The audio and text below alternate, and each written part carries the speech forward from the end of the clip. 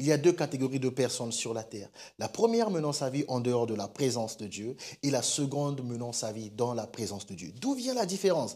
La différence ne tient qu'à un seul mot, le salut. Le salut est un appel que le Seigneur lance à toute l'humanité. Et toute personne qui y répond favorablement passe automatiquement de la première à la seconde catégorie. Le salut est justement l'objet de notre entretien. Je suis Simon Oko et nous allons aborder la question en profondeur afin de permettre à cette nouvelle catégorie de s'installer plus confortablement dans la présence de Dieu. Et il y a un autre but, celui d'attirer les personnes qui se trouvent encore dans la première catégorie. Car, voyez-vous, Dieu a un désir ardent dans son cœur, celui de disposer d'une seule catégorie, celle des gens de la maison de Dieu. Alors, on s'installe confortablement, car la deuxième saison de l'émission Salut débute tout de suite.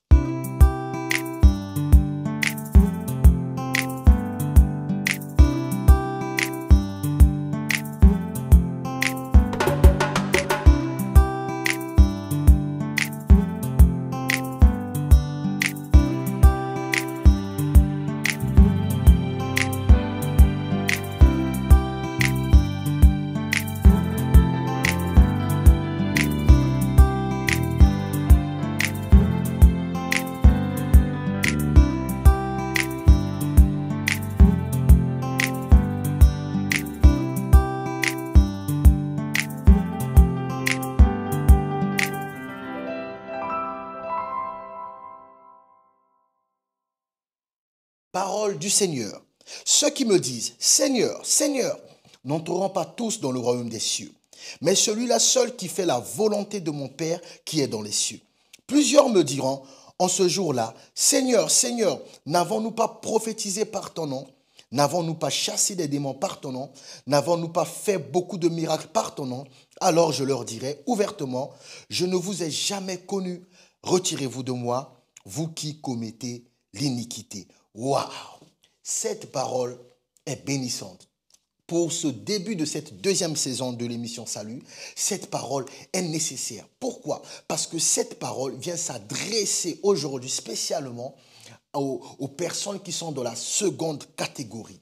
Vous voyez-vous, il y aura un jour, les gens qui sont dans la seconde catégorie, le Seigneur va leur dire « Retirez-vous de moi, vous tous qui commettez l'iniquité. » Alors, c'est quoi l'iniquité? L'iniquité, c'est tout acte, toute décision, tout choix que nous prenons sans consulter la volonté de Dieu. Car pour s'installer confortablement dans la présence de Dieu, il faut consulter sa volonté et la respecter. Et sur base de cette parole, nous allons étudier 3 points. Nous allons tirer 3 leçons qui nous permettra, nous, de nous installer confortablement. Et une fois que nous serons confortables, certainement, nous allons attirer ceux qui sont encore dans la première catégorie. Premier élément de réponse. Ceux qui disent « Seigneur, Seigneur », ne connaissent pas tous vraiment Dieu.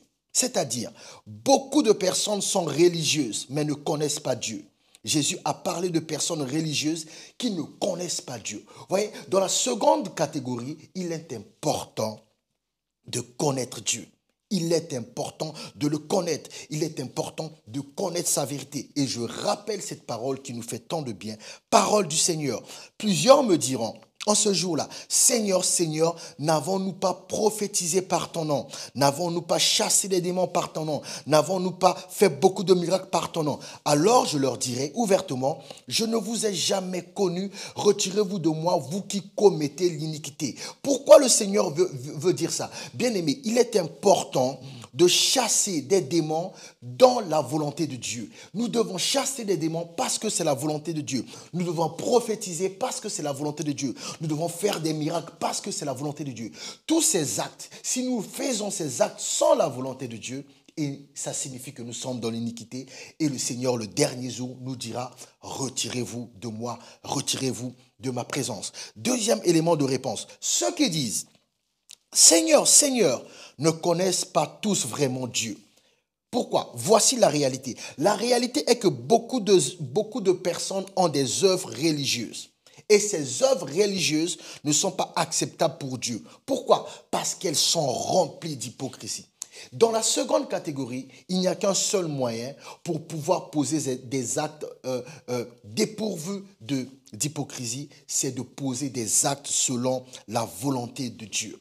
Beaucoup donnent de l'argent parce qu'ils veulent être vus. Beaucoup prient parce qu'ils veulent être vus. Beaucoup prophétisent parce qu'ils veulent être vus. Beaucoup font des miracles parce qu'ils veulent être vus. Et Dieu n'est pas contre le fait de donner. Dieu n'est pas contre le fait de prophétiser. Dieu n'est pas contre le fait de faire des miracles. Mais Dieu veut seulement que tous ces actes soient sous sa volonté, soient le reflet de sa volonté, soit la conséquence de sa volonté. Voici une parole qui va encore nous bénir. Parole du Seigneur. Ils font toutes leurs actions pour être vus des hommes. Ainsi, ils portent de larges phylactères et ils ont de longues franges à leurs vêtements. Ne cherchez pas à être vus des hommes, ne cherchons pas à être vus des hommes, mais cherchons à faire la volonté de Dieu pour pouvoir gagner justement ces hommes, car Dieu soupire après une seule et même catégorie, celle des gens de la maison de Dieu. Troisième élément de réponse pour cette tranche, et nous nous arrêtons. Ceux qui disent « Seigneur, Seigneur » ne connaissent pas tous vraiment Dieu. Dieu ne regarde pas l'apparence extérieure. Dieu ne regarde pas l'apparence extérieure, car le salut qu'il a lancé, le salut est allé directement se loger dans notre cœur, c'est-à-dire à l'intérieur. Les choses extérieures peuvent impressionner. Les choses extérieures peuvent paraître admirables, merveilleuses, mais les choses extérieures ne reflètent pas toujours la réalité intérieure. Bien-aimés, nous sommes dans la seconde catégorie.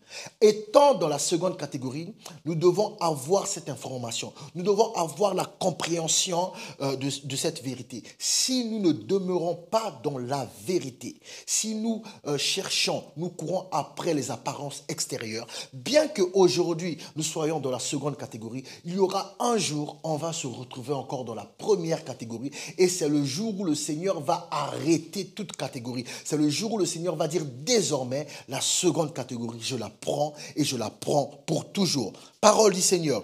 Et l'Éternel dit à Samuel, ne prends point garde à son apparence et à la hauteur de sa taille, car je l'ai rejeté. L'Éternel ne considère pas ce que l'homme considère. L'homme regarde à ce qui frappe les yeux, mais l'Éternel regarde au cœur. Il y a deux catégories de personnes sur la terre.